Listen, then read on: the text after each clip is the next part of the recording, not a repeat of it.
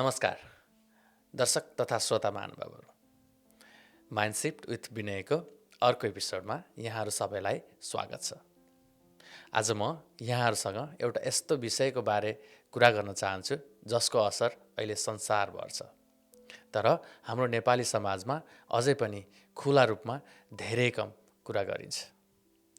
आजको विषय हो मानसिक स्वास्थ्य, नदेखिने सङ्घर्ष। हामी शरीर बिरामी हुँदा तुरुन्त उपचार खोज्छौँ। ज्वरो आयो, बडी दुख्यो, हस्पिटल जानु पर्यो, किनकि त्यो बाहिरबाट देखिन्छ। तर मन थाकेको अवस्था भने बाहिरबाट देखिँदैन। कहिलेकाहीँ मानिस बाहिरबाट हाँसिरहेका हुन्छन्, काम गरिरहेका हुन्छन्, सोसल मिडियामा एक्टिभ हुन्छन्, तर भित्रभित्रै पूर्ण रूपमा टुटिरहेका हुन्छन्। आज धेरै मानिसहरू stress, anxiety, over thinking, loneliness, emotional pressure जस्ता समस्यासँग स्ट्रगल गरिरहेका छन्। तर धेरैले त्यो कुरा कसैलाई भन्न सकिरहेका छैनन्, किनकि हाम्रो समाजमा अझै पनि मेन्टल हेल्थलाई सही तरिकाले बुझिएको छैन। यदि कसैले आफ्नो मानसिक अवस्थाबारे कुरा गर्यो भने कतिपयले तुरुन्त भन्छन्, धेरै सोच्ने बानी भयो, स्ट्रङ बन्नुपर्छ, यति कमजोर भएर कसरी चल्छ। विशेष गरी विदेशमा बसिरहेका धेरै नेपालीहरूको जीवनमा यो समस्या अझ गहिरो भइरहेको छ, किनभने परिवार टाढा हुन्छ, आफ्नोपन कम हुन्छ, जेन्युन साथी कम भेटिन्छन्, कामको प्रेसर धेरै हुन्छ, भविष्यको डर हुन्छ, सोसल मिडियाले अनरियलिस्टिक लाइफस्टाइल देखाउँछ, कम्पेयर गर्ने बानी बसेको हुन्छ। यसमा अर्को ठुलो रियालिटी के हो भने धेरै मानिसहरू सराउन्डेड हुन्छन् तर सपोर्टेड हुँदैनन्। साथीभाइहरू त हुन्छन् तर मन खोलेर कुरा गर्न मिल्ने साथीभाइ हुँदैनन्।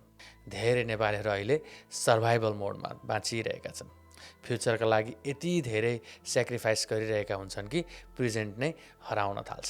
कहिलेकाहीँ मानिसलाई कुनै ठुलो कारण बिना पनि मन भारी लाग्न सक्छ, केही गर्न मन लाग्दैन, इनर्जी हराउँछ, एक्लै बस्न मन लाग्छ र धेरैले त्यो फिलिङलाई इग्नोर गर्छन्।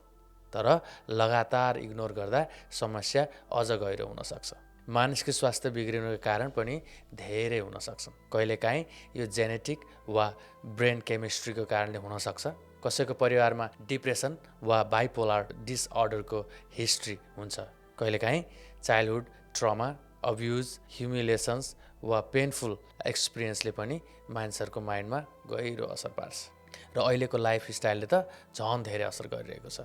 निन्द्राको कमी, unhealthy routine, excessive social media, लगातार कामको प्रेसर, रेस्ट बिना दौडिरहेको जीवन, यी सबैले मानिसको माइन्डलाई बिस्तारै थकाइरहेका छन्। अब प्रश्न आउँछ, मानसिक स्वास्थ्य समस्या भएको कसरी थाहा पाउने? यदि लामो समयसम्म निराश भइरहेको छ, पहिले मनपर्ने कुरामा इन्ट्रेस्ट हराउँदै गएको छ, धेरै ओभर थिङ्किङ भइरहेको छ, निन्द्रा बिग्रिएको छ, मानिससँग बोल्न मन लाग्दैन, आफूलाई युजलेस वा बोझ जस्तो फिल भइरहेको छ भने त्यसलाई इग्नोर नगर्नुहोस्। सबैभन्दा ठुलो कुरा हेल्प माग्न डराउनु हुँदैन।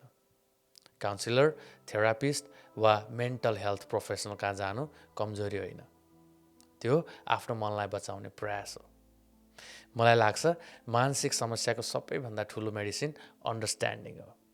कहिलेकाहीँ मानिसलाई सोलुसन चाहिएको हुँदैन, मात्र कसैले म तिम्रो कुरा बुझ्छु भनिदियो भने पनि हल्का हुन्छ। त्यसैले यदि तपाईँको साथी, परिवार वा चिने जानेको कसैले मलाई राम्रो लागेको छैन भन्दैछ भने जज नगर्नुहोस्, कम्पेयर नगर्नुहोस्, लेक्चर दिनुभन्दा पहिले सुनिदिनुहोस्। किनकि कहिलेकाहीँ एउटा मानिस भित्रबाट टुट्न नदिन ठुलो चमत्कार चाहिँदैन। थोरै माया, थोरै सुनवाई र साँचो इम्प्याथी नै काफी हुन्छ। अब कुरा गरौँ हामीले आफ्नो मेन्टल हेल्थ कसरी जोगाउने। सबैभन्दा पहिले आफ्नो इमोसन दबाएर नराखौँ। दुःख लागेको छ भने स्वीकार गरौँ, थाकेको छ भने रेस्ट लिउँ, मन भारी छ भने ट्रस्टेड मानिससँग कुरा गरौँ। दोस्रो, माइन्डलाई पनि बडी जस्तै केयर चाहिन्छ। पर्याप्त निन्द्रा, राम्रो खाना, एक्सर्साइज, सोसियल मिडियाबाट ब्रेक, नेचरमा समय बिताउने, मेडिटेसन, यी सबैले मानसिक स्वास्थ्यलाई धेरै हेल्प गर्छ। तेस्रो, आफूलाई अरूसँग कम्पेयर गर्न बन्द गरौँ। सोसल मिडियामा देखिने सबै कुरा रियालिटी हुँदैन। हरेक मानिसको स्ट्रगल फरक हुन्छ। र चौथो, आफ्नो साथीभाइ सर्कल केयरफुल चुज गरौँ। नेगेटिभ, टक्सिक, कन्स्टेन्टली डिमोटिभेट गर्ने मानिसहरूले मानसिक स्वास्थ्यमा धेरै असर पार्दछ। मानसिक रूपमा स्वस्थ हुनु लग्जरी होइन, आवश्यकता हो। त्यसैले जहाँ भए पनि आफ्नो मनको आवाज सुन्नुहोस्, आफ्नो इमोसनलाई महत्त्व दिनुहोस्, सधैँ स्ट्रङ बन्ने अभिनय नगर्नुहोस्। किनकि कहिलेकाहीँ सबैभन्दा धेरै चोट लागेको ठाउँ मानिसको मन हुन्छ। र अन्तिम कुरा, यदि तपाईँहरूमध्ये कसैलाई अहिले जीवन धेरै भारी लागिरहेको छ भने प्लिज याद राख्नुहोस्, थाक्नु फेलियर होइन, रेस्ट चाहिनु कमजोरी होइन। कहिलेकाहीँ सबैभन्दा केयर चाहिने व्यक्ति हामी आफै हुन्छौँ। याद राख्नुहोस्, तपाईँको पीडा वास्तविक छ, आफूलाई बचाउने साहस हो। आजको लागि यति नै। सुरक्षित रहनुहोस्, स्वस्थ रहनुहोस्, मानसिक रूपमा बलियो रहनुहोस्। धन्यवाद।